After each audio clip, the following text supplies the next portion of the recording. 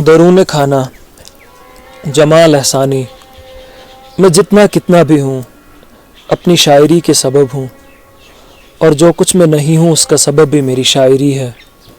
شاعری دراصل میری جزا بھی ہے اور سزا بھی، یہ میرا انعام بھی ہے اور دشنام بھی۔ میری فتح بھی شاعری کی مرہون منت ہے، اور میری شکست کے پردے میں بھی میری شاعری ہی کار فرما ہے۔ اس نے مجھے عزت بھی بہت دی اور رسوائی بھی، اس کے ذریعے لوگ مجھ سے خوش بھی ہیں اور ناخوش بھی۔ میں نے شاعری ہی سے دنیا برتنے کا فن سیکھا، اور میری ساری بے ڈھنگی زندگی میری شاعری ہی سے وجود میں آئی ہے۔ مجھے شاعری نے اچھے دنوں کے خواب اور برے دنوں کی حقیقتوں سے روشناس کرایا۔ میں نے شاعری ہی سے سب کچھ جانا اور شاعری ہی سے سب کچھ مانا۔ میری تمنائیں، آسودہ اور ناآسودہ خواہشیں، جنوں، خرد، دوستیاں، دشمنیاں، انتہا پسندی، میانہ روی، بے اعتدالی، میری تلون مزاجی، کچھ نہ کچھ کرتے رہنے کی دھن، یا ہاتھ پر ہاتھ دھرے بیٹھے رہنے کا لطف، یہ سب کچھ میری شاعری کی عطا ہے۔ جہاں شاعری نے مجھ پر نئی دنیا کے مفاہیم اور مطالب کے در وا کیے ہیں، وہیں میری دنیاوی فہم و فراست پر قدغن بھی لگائی ہے۔ یہی وجہ ہے کہ مصرع موضوع کرنے کے سوا جو کام بھی کیا اس میں منہ کی کھائی، بلکہ بعض اوقات تو مصرع موضوع کرنے کا بھی یہی نتیجہ سامنے آیا۔ ایسے لمحات بھی گزرے کہ شاعری سے ہاتھ کھینچنے کا ارادہ کیا، مگر دوسرے سب ارادوں کی طرح یہ بھی شرمندہ تعبیر نہ ہوا، لہٰذا عام آدمی کی طرح جینے کو جی چاہتا ہے، نہ خاص آدمی کی خوب و مزاج کا حصہ ہے۔ بہرحال یہ راستہ میرا خود اختیار کردہ ہے، اس لیے مجھے اس کے سکھ بھی عزیز ہیں اور دکھ بھی۔ میں نے اپنی ماں کو واحد سکھ یہ دیا کہ میں ان کی زندگی میں نہیں مرا۔ وہ اس لیے مر گئیں کہ ان سے اپنے کمزور بچے کی حالت دیکھی نہ گئی۔ ابا نے یہ بھی نہ کیا، انہوں نے محض ایک کروٹ لی اور مر گئے۔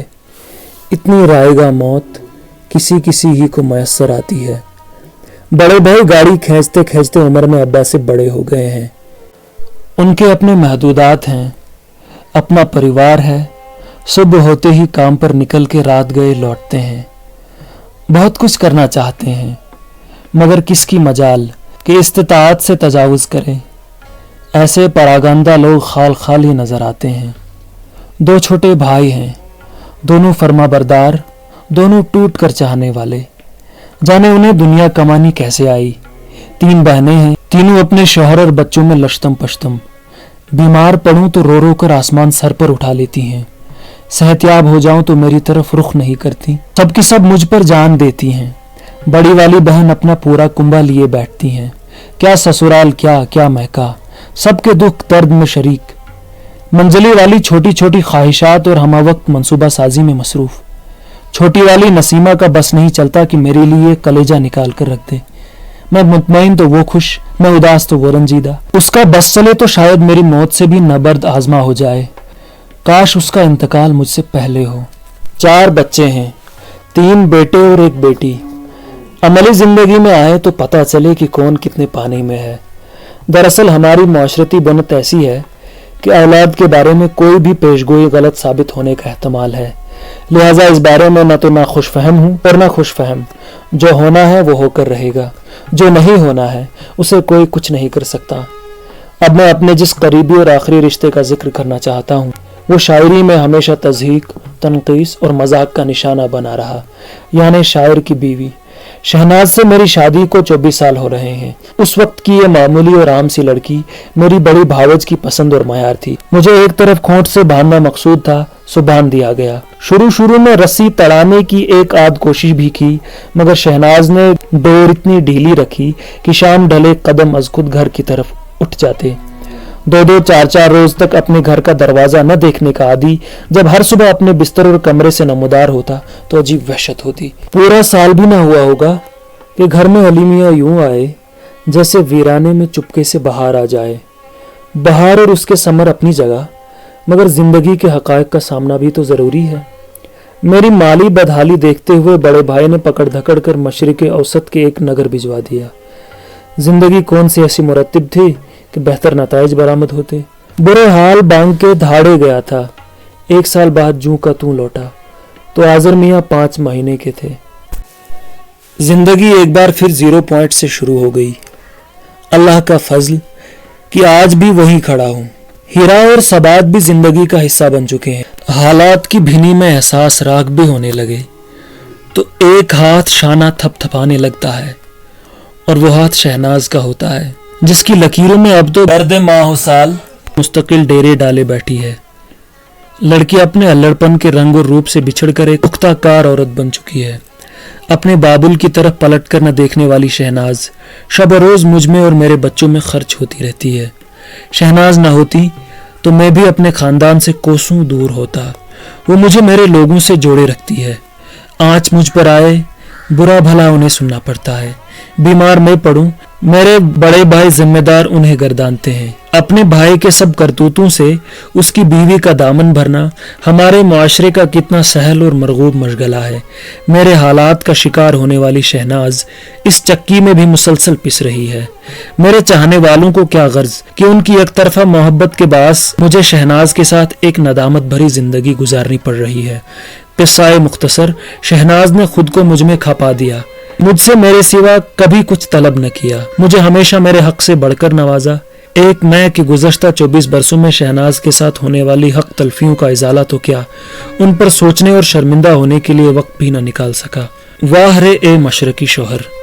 ایک بار عالم سرمستی میں گھر لوٹا تو دیکھا کہ شہناز اور میرا منجھلا بیٹا آذر گنگا جمنا بہا رہے ہیں۔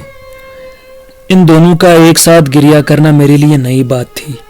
بہت پوچھنے کے بعد معلوم ہوا کہ آذر زندگی میں پہلی بار کچھ روپے کما کر لایا، جنہیں شہناز نے یہ کہہ کر لینے سے انکار کر دیا کہ بیٹے یہ رقم ابو کو دینا، خدا انہیں سلامت رکھے، میری ہر ضرورت انہی کے ہاتھ سے پوری ہو تو سکون ملتا ہے۔ مجھے نہیں معلوم کہ اتنی گہرائی تک سوچنے کی دانش شہناز میں کہاں سے آئی۔ شادی کے بعد میٹرک اور انٹر کرنے والی شہناز کا اردو اور انگریزی تلفظ آج بھی ایسا ہے کہ ہمارا سب سے چھوٹا بیٹا ثبات ان کا مذاق اڑاتا ہے، اور شہناز اپنی غلطی کے اعتراف میں محض مسکرا دیتی ہیں۔ حقیقت یہ ہے کہ مجھ میں زندہ رہنے کی تمنا محض ان کی زندگی سے مربوط ہو کر رہ گئی ہے۔ مرنے سے محض اس لیے گھبراتا ہوں کہ میرے بعد وہ اپنی باقی ساری زندگی مرنے ہی میں گزار دیں گی۔ کاش یہ غلط فہمی ہو۔ رہ گیا گھریلو زندگی کے شب و روز کا قصہ، میں اس معاملے میں بالکل نکما ہوں۔ بات یہ ہے کہ سارا دن جاگنے اور پوری رات سونے والے چہروں کے درمیان میرے معمولات پر جتنی بھی تنقید کی جائے وہ کم ہے۔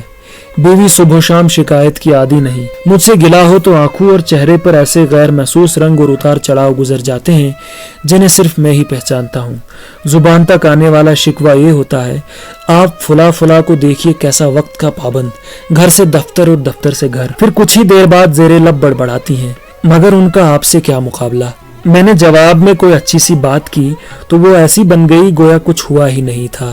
ان کے مزاج کی نرمی میرے غصے کی تیزی کے لیے ہمیشہ تریاک نکلی۔ اکثر سوچتا ہوں کہ اگر میری زندگی میں شہناز نہ ہوتی تو میرا عالم محرومی قابل رحم ہوتا۔ ممکن ہے میرے اکثر قارئین یہ سمجھیں کہ یہ میں سب کچھ اپنی بیوی کی خوشنودی کے لیے لکھ رہا ہوں، انہیں معلوم ہو کہ یہ خوشنودی مجھے بغیر کسی تعریف و توصیف کے میسر ہے۔ میرے قریبی لوگ جانتے ہیں کہ شہناز کے سلسلے میں یہ میرا پہلا اعتراف ہے۔ اب ذرا کچھ باتیں اپنے خاندان کے بارے میں جس کا ذکر میرے جیسا پس منظر رکھنے والے کرنے سے کتراتے ہیں اور ایسے تذکرے آبوں کی طرح چھپاتے ہیں۔ میرے خانوادے میں نہ وہ جو بقائد حیات ہیں اور نہ ہی ان سے پہلے کسی ایسے شخص کا سراغ ملتا ہے جو شاعری کرتا ہو یا ادب و شعر سے جس کی رغبت واجبی سے کچھ زیادہ ہو۔ ایسے ماحول میں پروان چڑھنے والے ایک شاعر کا الفاظ کی مختلف تہوں اور جہتوں سے تعلق پر مسلسل اصرار کرنا اور ان میں اپنے برے بھلے لمحات بسر کرنا باعث حیرت ہے۔ اس پر متضاد شعر لکھنا جو ایسا جان جوکھوں کا کام ہے کہ اگر میرے بس میں ہوتا تو کبھی کا ترک کر دیتا، جبکہ حال یہ ہے کہ ستارہ سفر اور رات کے جاگے ہوئے کے بعد یہ میرا تیسرا شعری مجموعہ تارے کو مہتاب کیا بھی آپ تک پہنچ گیا۔ خدا مجھ پر رحم کرے اور آپ پر بھی۔ میرے آب و اجداد میں 2-3 کے سوا کوئی ایسا بھی نہیں جس کا ذکر کسی تاریخی متن میں تو کیا کسی حاشیے ہی میں آ گیا ہو۔ نمایاں شخصیات میں 3-4 اولیاء اکرام، 5-7 قرآن پاک کے حفاظ، 8-10 کلام پاک کے خوش الحان قاری اور کچھ معظم و امام کہ پانی پت میں یہ طریق عام تھا۔ اس کے علاوہ میرے بزرگوں میں چند ایک انگریزوں کے بستہ بردار، فوج کے 2 ملازم، रेलवे के 4 नौकर, 3 पटवारी, 5 पुलिसें, पेशावर मुकदमात के कई 1 रसिया, 3 हुक्मा, मुजरे के 2 शौकीन और बहुत से निर्रे नाअहल, निखट्टू और हड हराम। मेरे 2-4 अमजा और रिश्ते के कुछ घराने शायरी से मेरी वाबस्तगी पर खुश हैं और फखरिया इसका इजहार भी करते हैं। बहुत से मेरे तुंद तेज फिक्रों और सख्त किस्म के जवाबात से शदीद नाला, अक्सर मेरी बजला संजी, लतीफ़ा गोई और रफ़ाकत पर नाज़ाओं फरहा। किसी ज़माने में छेल छबीला हुआ करता था, अब जिस्म पर चर्बी की इतनी परतें चढ़ गई हैं कि वो छरेरे बदन वाला नौजवान उधेड़ उम्री की सरहद तक आते आते घर और शफा खानों के रास्ते की धूल बन चुका है। पिछले 1 बरस से तो मुख्तलिफ बीमारियां हिर्ज़े जहां बनकर रह गई हैं। बहुत से गमों के साथ इक्तसादी उदासी ने भी जिंदगी में एक राह बना ली है और इसके खिलाफ जंग एक मामूल बन चुकी है। मैंने शायरी न तो शायरी पढ़कर की और न सुन के। ये दौलत तो कमबख्त मुझे बेमांगे ही मिली। ये खजाना मुझे किसी नक्शे से नहीं बल्कि लग़्ज़िश पा से मिला है। मुझे अपने बहुत से अशार की शोहरत और मकबूलियत का सबब आज तक मालूम नहीं हो सका, बल्कि बहुत से शेरों के होने की वारदात से भी कतई तौर पर नाबलद हूँ। कुछ शेर तो ऐसे हैं जिन्हें पढ़ने वालों और सुनने वालों की बेहद पसंदीदगी हासिल है, मगर मुझ पर आन पड़े तो उनके मानी भी बयान नहीं कर सकता कि मैं इस मामले में बिल्कुल कोरा हूँ। 1947 ईस्वी के अवाखिर में वालिदैन भारत के एक कस्बे पानीपत से हिजरत करके सरगोदा आ बसे, जहाँ पहले ही से उनके 2 बड़े भाई और दूर नज़दीक अजीज़ व अक़रबा पानीपत से आकर जम चुके थे। मैं 21 अप्रैल 1951 को सरगोदा ही में पैदा हुआ और वहीं से मारे बांधे मैट्रिक किया। एक मकान का निस्फ हिस्सा अब्बा ने बादज तवील सब्र आज़मा मुकदमेबाजी हासिल किया, जिसे उनके इंतकाल के बाद फौरी और शदीद ज़रूरत के हाथों मजबूर होकर बेचना पड़ा। हम लोग इस दौरान में शदीद कसम पुरसी के आलम में कराची आकर आबाद हो गए, जहां हमारे सामने एक नई दुनिया थी, एक नई सुबह और मोहब्बत और मशक्क़त का एक नया और निस्बतन आसान रास्ता। जब से होश संभाला किसी ज़ाती ठिकाने में न रहा। उम्र अजीज़ का अक्सर व बेशतर हिस्सा किराए के मकानों में गुजरा, लिहाजा मुख्तलिफ मकानात के मालिकान के बेजा नाज भी उठाने पड़े। शायद ही कोई मोहल्ला ऐसा बचा हो जहां गुजरान न हुई। कभी मालिक को अपने मकान की ज़रूरत पड़ी और कभी खुद कोई दूसरा साहिबान खुश आ गया। पूरे कराची में फेडरल कैपिटल एरिया से डिफेंस का इलाके तक घर का सामान ढोते ढोते अब तो बच्चे भी उकताने लगे हैं कि मैं उन बेचारों को एक जगह टिक कर रहने का घोंसला भी फराहम न कर सका। 2-4 महीने पहले क्लिफ्टन के साहिल पर एक फ्लैट किराए पर हासिल किया, जहां करीबन 4 बरस की तवील मुद्दत तक बसेरा किया। फ्लैट की बालकनी से समंदर और उसके किनारे मौजों की खुश फैलियां करते हुए लोग दिल और आंखों को भले लगते। मैं बालकनी से अक्सर ये मंजर देखता और बच्चों की तरह खुश होता। जरा हालात बिगड़े तो डिफेंस में वाकई अपने ऑफिस के फ्लैट में बीवी बच्चों के साथ आ बसा। जगह ये भी किराए की थी। यह खाना बदोशी का ऐसा इकदाम था जिसने सब कुछ तलपट कर दिया। न ऑफिस में घर रह सका और न घर में ऑफिस। किसी दूसरे किराए के नशेमन की गुंजाइश न थी। किरायों के दफ्तरों और मकानों ने आसमान से हमकलामी शुरू कर दी। जिंदगी एक खाना बदोश की मुकम्मल तस्वीर बनकर रह गई। आज इधर तो कल उधर, आज यहाँ तो कल वहाँ। आज डिपॉजिट देना है, कल एडवांस और परसों माहाना किराया। जिंदगी उस खाना बदोश की मिसाल बन गई है जो सामान सर पर उठाए उठाए फिरता है। खाना बदोश और मुझ में बस ये फ़र्क है कि इस पर महीने की पहली तारीख नहीं आती, जबकि मुझे हर महीने ये इंतज़ाम भी करना पड़ता है। ज़िंदगी की ऐसी बेशुमार सफ़ाक हकीकतों का सामना करने के बावजूद मैं ज़िंदगी बसरी का कोई बाज़ाब्ता असूल न बना सका। जाने मुझे असूल बनाने से वहशत क्यों होती है। मुझे बाअसूल लोग शायद ही कभी अच्छे लगे हों। मुझे लगता है कि असूल अपने आप को कैद करने के लिए बनाए जाते हैं। असूल पर कारबंद रहने वाला शख्स अपनी ज़ात पर बहुत से दरीचे हमेशा हमेशा के लिए बंद कर लेता है। हालात से दिगरगुनी के बावजूद मुझे खुले आसमान तले और ताज़ा हवा में सांस लेना अच्छा लगता है। मैंने शायरी और ज़िंदगी का कोई असूल नहीं बनाया। अलगर्ज मैं जो कुछ भी हूँ और जैसा भी अपने आप से नामुतमईन हूँ। इसी नाइत्मीनानी का माहसल मेरी ज़िंदगी और शायरी है।